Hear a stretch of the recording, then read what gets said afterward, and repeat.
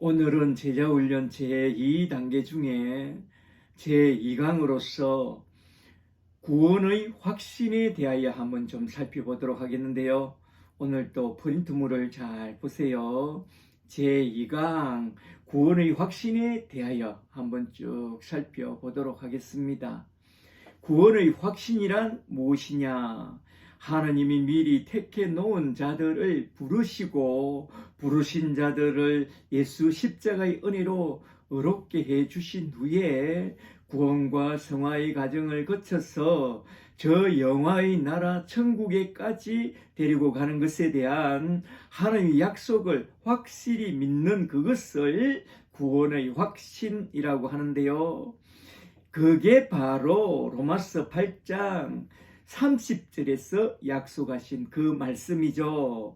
로마서 8장 30절에 미리 정하신 그들을 또한 부르시고 부르신 그들을 또한 의롭다 하시고 의롭게 하신 그들을 또한 영화롭게 하셨느니라. 아멘. 아멘.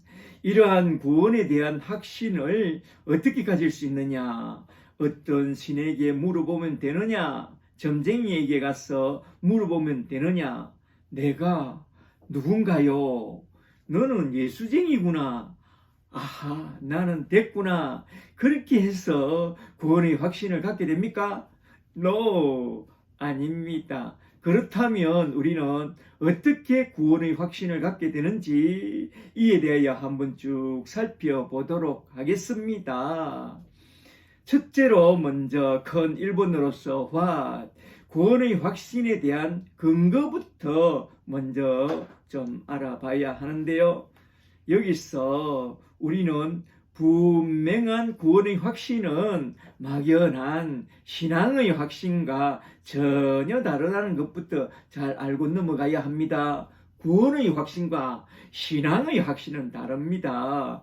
구원의 확신이란 신앙의 확신과 전혀 달리 성부 하나님의 구원 경륜과 성자 예수님의 십자가의 사건과 성령 하나님의 구원 적용으로 말미암아 택한 하나님의 자녀가 십자가 앞으로 돌아와서 제사함을 받고 성령으로 거듭난 후에 첫째로 의롭게 되고 둘째로 성화의 과정을 거쳐서 셋째로 궁극적으로 영화의 나라에 들어갈 때까지 하나님이 우리를 견인해 주신다는 하나님의 약속을, 그 모든 약속을 하나하나 다 확실하게 믿는 그것을 구원의 확신이라고 말씀합니다. 확신이란 모든 의심에서 벗어나는 것으로서 구원의 확신은 구원에 대하여 하나님이 약속해 주신 몇 가지의 약속들에 대해서 분명한 확신을 딱 갖게 되면 그 모든 의심에서 벗어나서 구원의 확신을 갖게 되는 것입니다. 할렐루야. 아멘. 첫 번째 대목에선 첫째로 구원의 확신에 대한 근거와 둘째로 구원의 확신에 대한 증거와 셋째로 가짜 구원의 확신까지 이렇게 한번 쭉 살펴보도록 하겠습니다. 잘 들어보세요. 첫째로 먼저 구원의 확신에 대한 근거부터 잘 알아야 하는데요. 구원의 확신에 대한 근거란 무엇인가?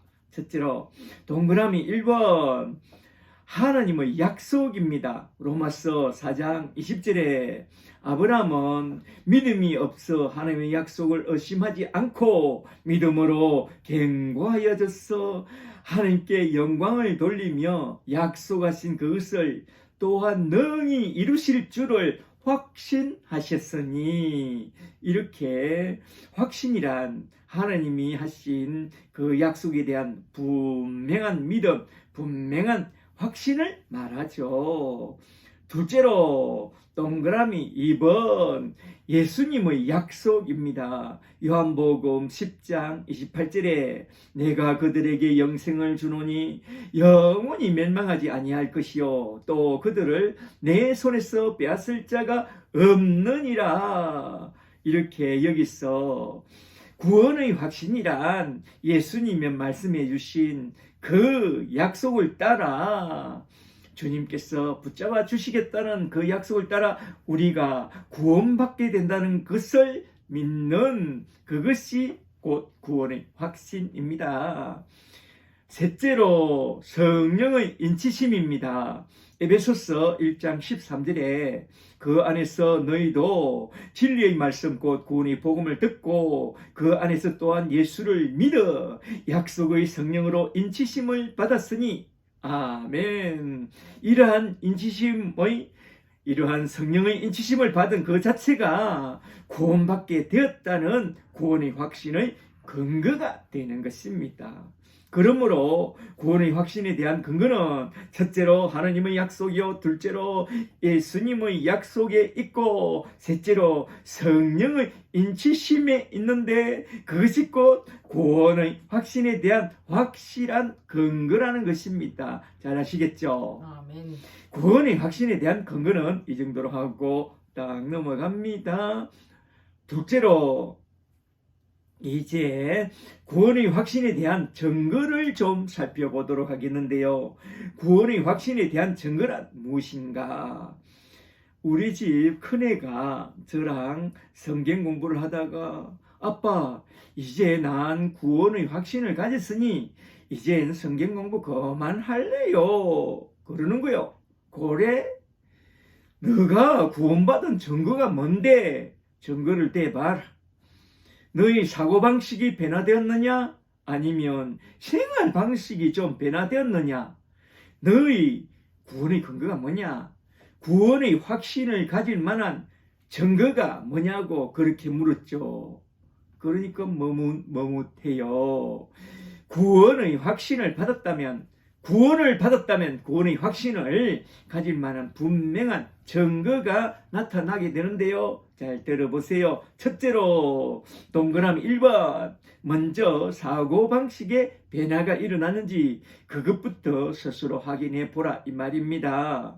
로마서 8장 5절에 육신을 쫓는 자는 육신의 일을, 영을 쫓는 자는 영의 일을 생각하나니 육신을 쫓는 자는 세상 일을 생각하고 영을 쫓는 자는 하나님의 일을 생각한다 이 말입니다. 이렇게 먼저 생각에 사고에 변화가 일어나게 됩니다. 거듭난 신자는 생각과 사고에 큰 변화가 일어나면서 영적인 일을, 하나님의 일을 참 좋아하게 됩니다. 말하자면 쓰리 엔조이. 첫째로 예배를 좋아하고, 둘째로 큐티를 좋아하고, 셋째로 성도와 교제하는 것을 좋아하고, 나아가서 불신자들의 영혼을 불쌍히 여기게 됩니다. 그들도 나와 같이 구원받게 되기를 간절히 바라게 됩니다. 제가 구원받게 되었을 때에 정말로 그랬다니까요. 과연 나에게 그런 마음의 변화, 사고방식의 변화가 일어났느냐? 그게 일어났다면 오케이. 그 사람은 구원받은 것입니다.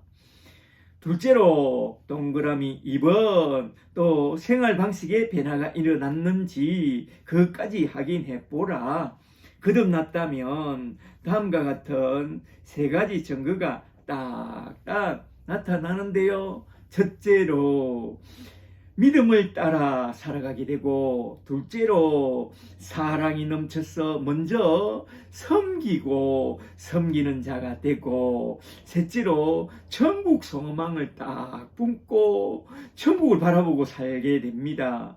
데살로니가전서 1장 3절에 너희 믿음의 역사와 사랑의 수고와 우리 주 예수 그리스도에 대한 소망의 인내를 우리 하나님 아버지 앞에서 끊임없이 기억함이니 하나님의 사랑을 받은 형제들아, 너희의 택하심을 내가 아노라. 무엇을 통해서?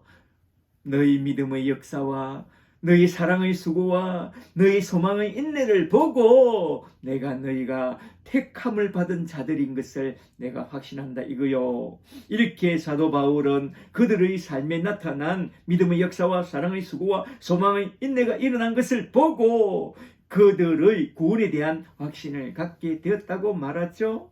그러므로 우리 사고방식과 그리고 생활 방식에서 변화가 일어나는 것을 보고 우리는 구원의 확신을 갖게 되는 것입니다. 아시겠어요? 아멘. 과연 나는 그런 사고와 생활 방식에 큰 변화가 나타나고 있는지 자신을 한번 잘 점검해 봐야 됩니다. 한번 잘 점검해 보세요. 그리고 셋째로 가짜 구원의 확신에 대해서도 우리는 잘 알아놔야 합니다. 전로역정이란 책에서 크리스찬과 믿음이와 소망이 외에는 이런 구원받은 사람 외에는 다른 사람들은 잘 보면 수다쟁이, 헛된 소망이, 사심이, 무식이 이들은 말만 하면 성경 이야기 하지만은 완전히 가짜 구원의 확신 속에 성경을 제멋대로 인용하고 살아요. 그러면 안 됩니다. 그건 가짜입니다. 첫째로 동그라미 1번 그런 가짜 구원의 확신은 어디에서 왔느냐? 그것부터 한번 좀 살펴봐야 하는데요. 마태복음 7장 21절에 나더러 주여 주여 하는 자마다 나 천국에 들어갈 것이 아니요 다만 하늘에 계신 내 아버지 뜻대로 행하는 자라야 들어가리라. 그날에 많은 사람이 나더러 이르되 주여 주여 우리가 주의 이름으로 선지자 노릇하며 주의 이름으로 귀신을 쫓아내며 주의 이름으로 많은 권능과 은사를 행하지 아니하였나이까 하리니 그때에 내가 그들에게 밝히 말하되 내가 너희를 도무지 알지 못하니 불법을 행하는 자들아 하나님의 뜻을 따라 행하지 않는 자들아 내게서 떠나가라 하리라. 이 말씀을 통해서 우리는 가짜 구원을 한번 잘 생각해 봐야 합니다. 참된 구원은 하나님 아버지의 뜻대로 사는 그 사람에게 준다고 했습니다. 그렇다면 하나님 아버지의 뜻이란 무엇이냐? 요한복음 6장 40절을 보면 내 아버지의 뜻은 하나님의 아들 예수를 보고 믿고 구원을 얻는 이것이 하나님의 뜻이요 이 뜻을 따르는 자만이 참된 신자라고 했는데 그러한 하나님의 뜻을 떠나서 자기 생각대로 선지자 노릇하고 권능을 행하고 귀신을 쫓아냈다고 자랑하고 돌아다니는 그런 사람이 바로 가짜 신자입니다. 예를 들자면 첫째로 주일 성수 잘하고 교회 봉사를 많이 한 것으로서 뭔가 확신을 갖고 있는 자들과 둘째로 영접 기도나 세례 받은 것으로 뭔가 확신을 갖고 사는 자들과 셋째로 특별한 종교적 체험, 가령 치유나 축사나 능력이나 방언 같은 것을 뭔가 하나 받은 것을 갖고 확신을 가지고 있는 그런 자들은 거의 100% 가짜 구원을 확신하고 사는 그런 자들입니다. 그리고 둘째로 동그라미 2번으로 넘어가서 가짜 구원의 확신을 가진 사람들의 특성도 잘 알아두어야 하는데요. 잘 들어보세요. 철로역정에 나오는 수다장이, 헛된 소망이, 사심이, 무식이 같은 그런 가짜 신자들처럼 첫째로 지나치게 율법적이거나 지나치게 무율법적인 자들 성경 하면서 엉터리 성경을 알고 있고 둘째로 또 성경 하면서 성경을 보지 않고 또 많이 알면 교만해진다고 핑계를 대는 자들과 셋째로 찬양은 너무나도 좋아하나 설교 시간만 되면 설교만 하면 이렇게 졸고 설교에 무관심한 자들과 넷째로 성경 공부하자고 하면 시간이 없대고 핑계대고 성경 공부에 전혀 관심이 없는 그런 사람들은 거의 다 100% 가짜 신자들입니다. 참된 신자는 먼저 성경과 성경 공부를 참 좋아하게 되어 있는 사람들입니다. 구원은 성경 말씀으로부터 왔으니까, 구원에서 자라는 것은 성경 말씀으로 되니까 성경을 좋아하고 성경을 공부하기를 좋아한다 이 말입니다. 그러나 가짜 신자들은 디모데후서 4장 3절에서 바울이 하신 말씀처럼 그들은 성경의 바른 교훈을 받지 않고 성경을 떠나서 그의 길을 진리에서 돌이켜 허탄한 이야기 곧 신비한 표적과 이적을 따라가는 그런 자들이라고 사도 바울께서 말씀하고 있습니다. 잘 생각해 보세요. 그렇다면 나는 과연 어떤 사람인가? 진실로 성경과 성경 공부를 좋아하는 그런 사람이냐? 아니면 신비한 표적과 이적을 따라가는 사람이냐? 자신을 한번 잘 돌아보시기 바랍니다. 할렐루야. 아멘. 이제 큰 이원으로서 구원의 확신은 왜 가져야 하는가? 구원의 확신을 가져야 하는 이유에 대해서 이것도 잘 알아두어야 합니다. 조지 커틴 선생은 그의 책 구원의 확신에서 세 부류의 교인들이 있다고 했습니다. A그룹은 구원받았다고 확신하는 자들, B그룹은 확신이 없는 자들, C그룹은 구원에 대한 관심조차 없는 자들. 그러면서 교회는 잘 다니고 봉사도 잘해요. 이런 세 부류가 있다고 하는데 여러분은 어떻습니까? 구원과 구원의 확신에 대한 관심이 있습니까? 구원에 관심이 많이 있다면 구원의 확신을 가져야 하는 그 이유를 잘 알고 싶어 하는데요. 그렇다면 구원의 확신을 가져야 하는 그 이유를 잘 알아봐야 하지 않겠어요? 잘 들어보세요. 첫째로 성경 기록 목적에서 구원의 확신을 가져야 한다고 성경은 말씀합니다. 요한복음 20장 31절에서 오직 이것을 성경을 기록하면 너희로 예수께서 하나님의 아들 그리스도이심을 믿게 하려 하며 또 너희로 믿고 그 이름을 예수의 이름을 힘입어 영생을 얻게 하려 함이라.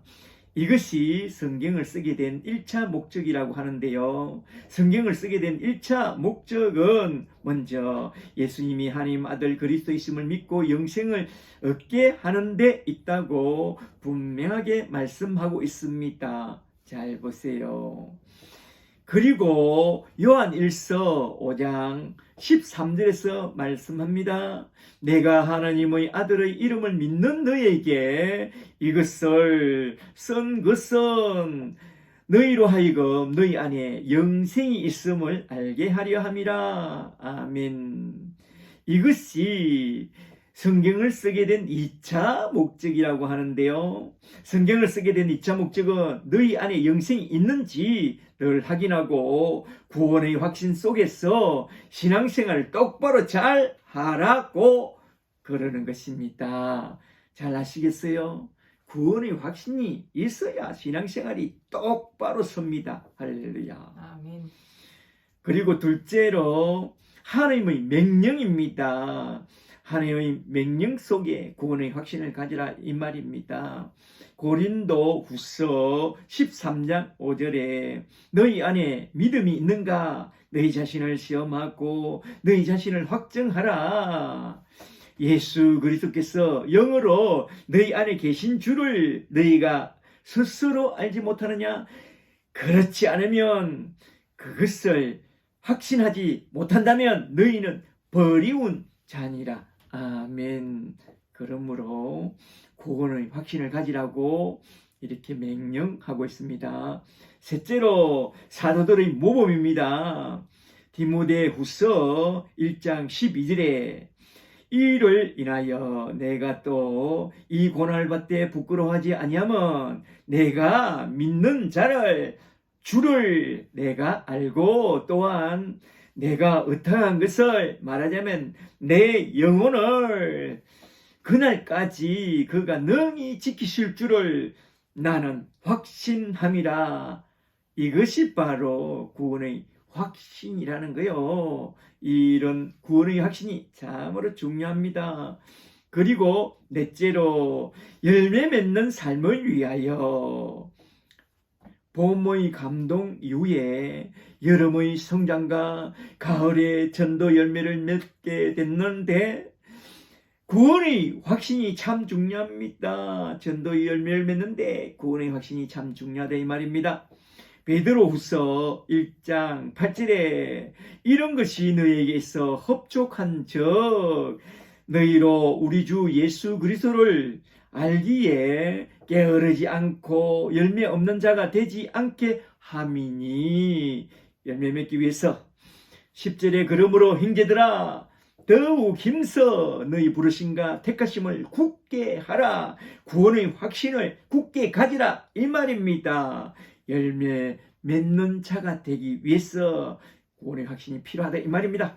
그러므로 우리가 왜 구원의 확신을 가져야 하는가? 그 이유는 첫째로 성경 기록 목적 때문에, 둘째로 하나님의 명령 때문에, 셋째로 사도들의 모범을 따라서, 넷째로 열매 맺는 삶을 위하여 구원의 확신을 가져야 한다라는 그 이유를 한번 쭉 알아봤습니다. 잘 아시겠죠? 아멘. 구원의 확신을 가져야 합니다.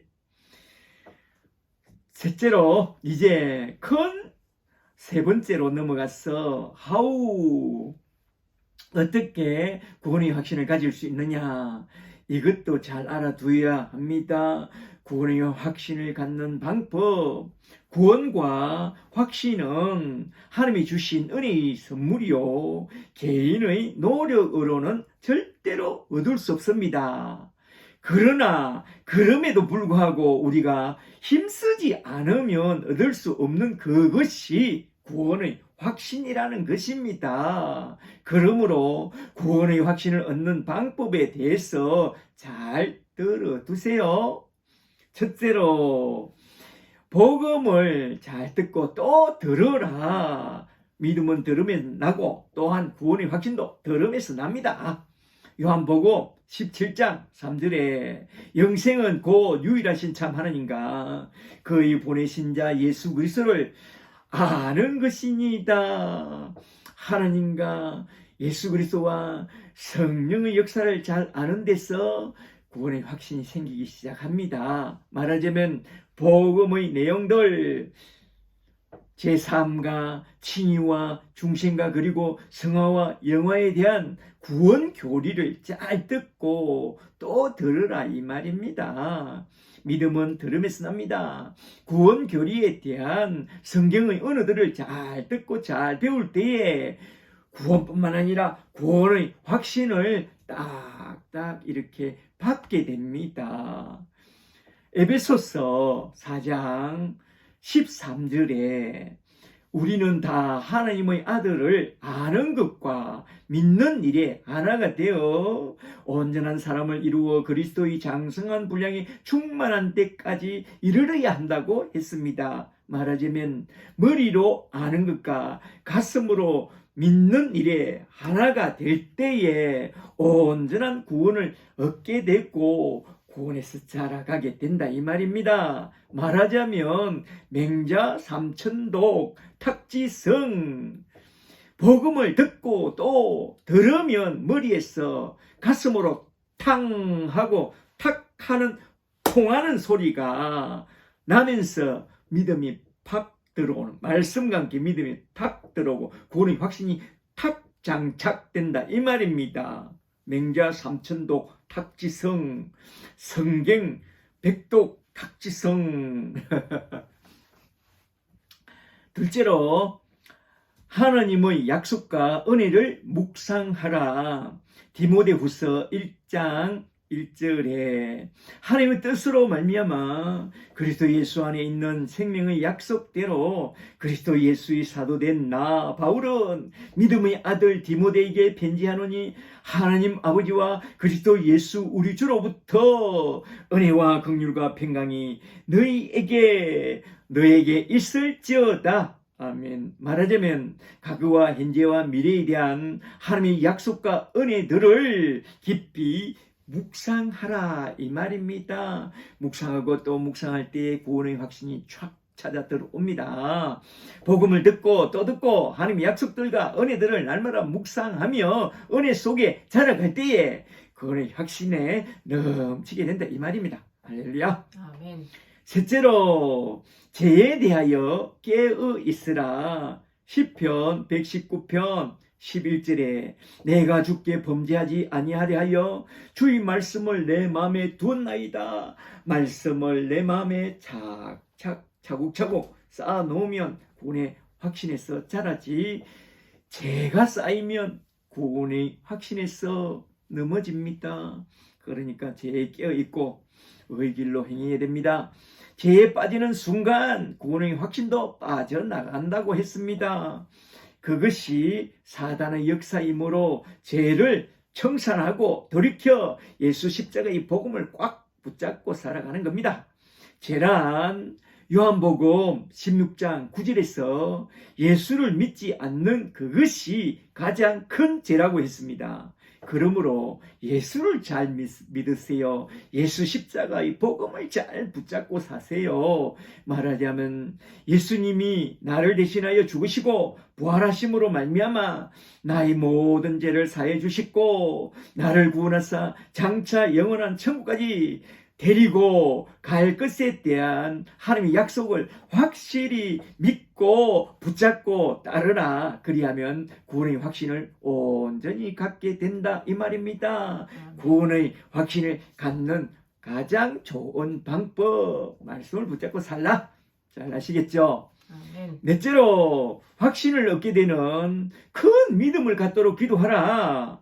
기도해야 합니다. 에베소서 1장 17절에서 사도 바울은 그걸 위해서 기도합니다. 에베소서 1장 17절에 우리 주 예수 그리스도의 하나님 영광의 아버지께서 지혜와 계시의 영을 너에게 부어주사 하나님을 알게 하시고 너희 마음의 눈을 밝히사 그 부르심의 소망이 무엇이며 성도 안에서 그 기업의 영광의 풍성함이 무엇이며 믿는 우리에게 베푸신 구원의 지극히 크심이 어떠한 것을 너희로 알게 하시기를 내가 구하노라. 아멘. 기도가 중요하다는 거요.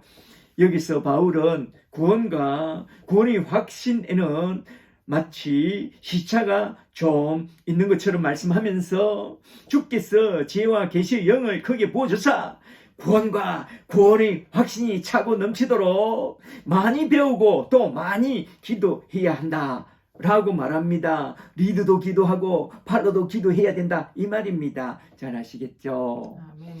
그리고 다섯째로 은혜의 수단들을 잘 활용하라.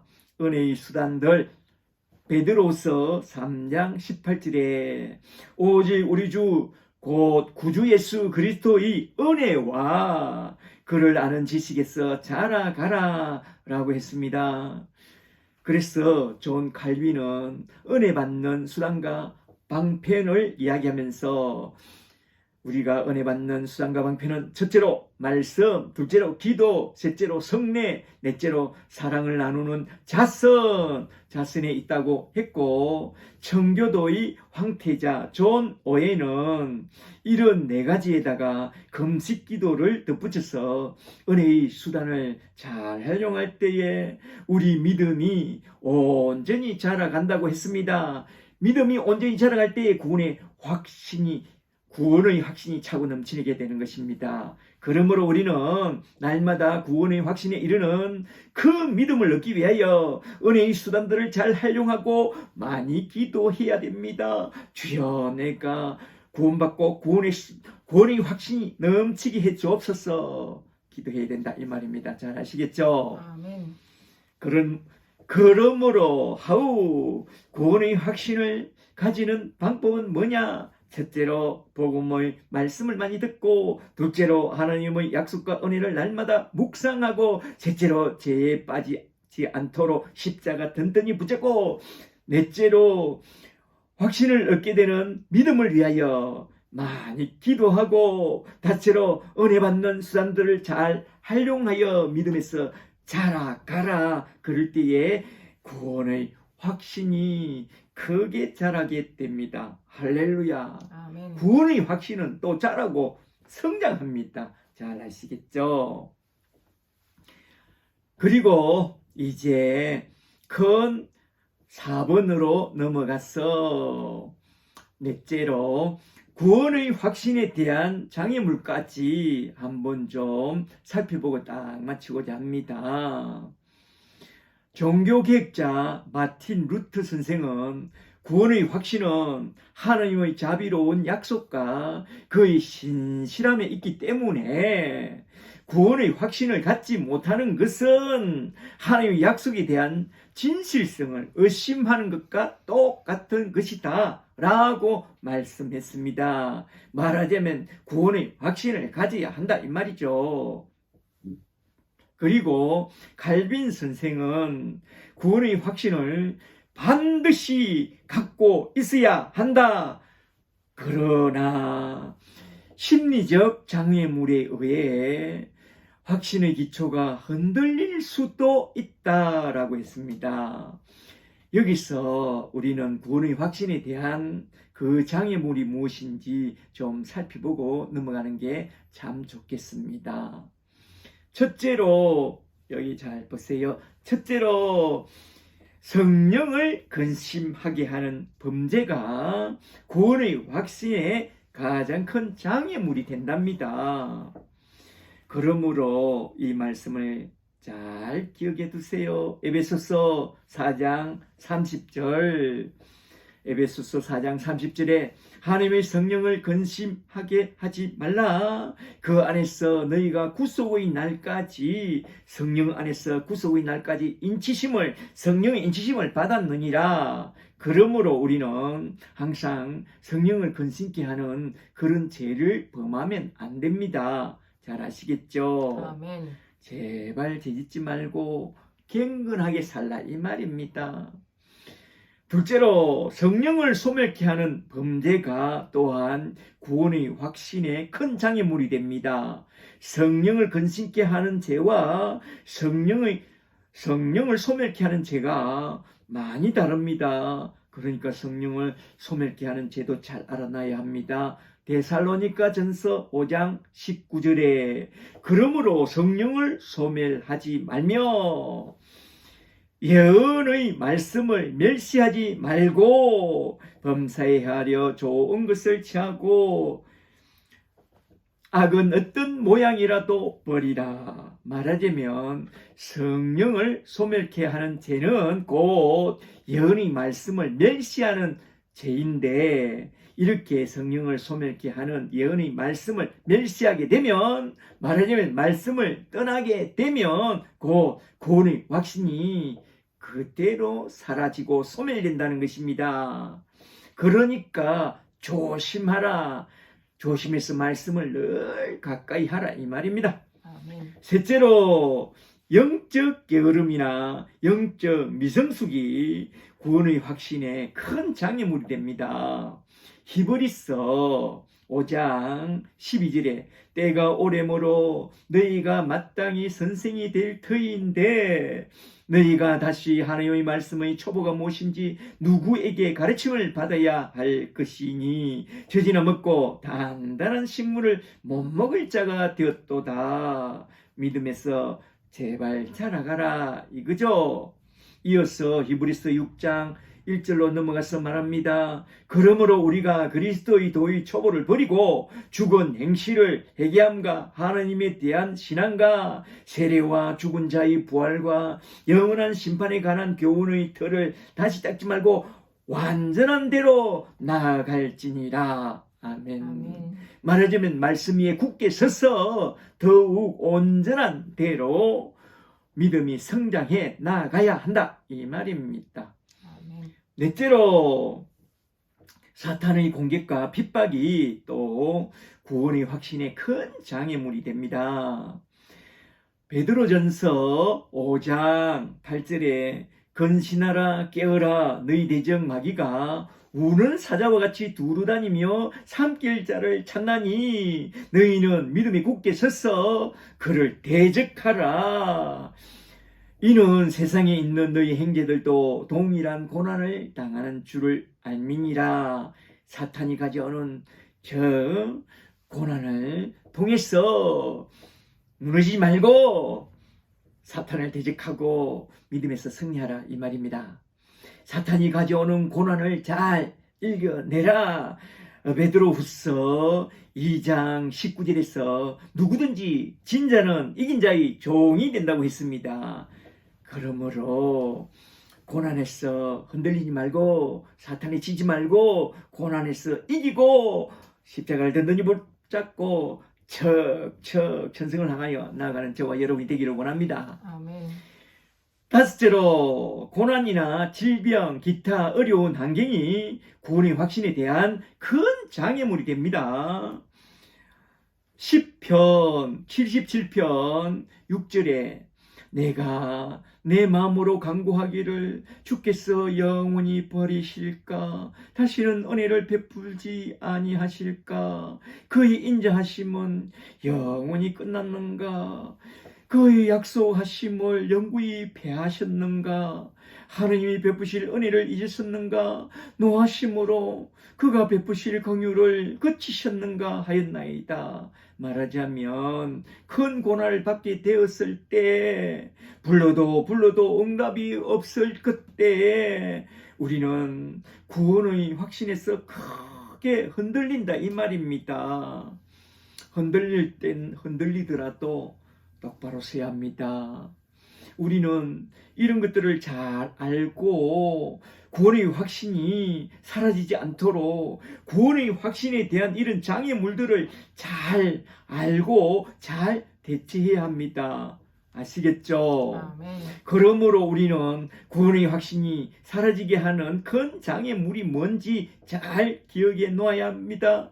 말하자면 위에서 말한 5가지 장애물을 잘 기억해 놓아야 한다, 이 말입니다. 첫째로, 성령을 근심하게 하지 말고, 둘째로, 성령을 소멸케 하는 예언의 말씀을 무시하지 말고 늘 말씀을 가까이 하고, 셋째로, 영적으로 성장에 게으르지 말고, 그리고 넷째로 사탄의 핍박이나 고난을 받게 될 때, 다섯째로 기타 여러 가지 어려움과 고난이 닥쳐와도 하나님의 인도하심이 불투명하여 마음이 어려울 때도 구원의 확신이 사라지게 된다는 것을 잘 알고 흔들리지 말고 복음 말씀 위에 굳게 서라, 이 말입니다. 구원을 받는 것과 구원의 확신을 갖는 것은 참으로 많이 다릅니다. 그걸 잘 몰라서 사람들은 종종 오해하는데요.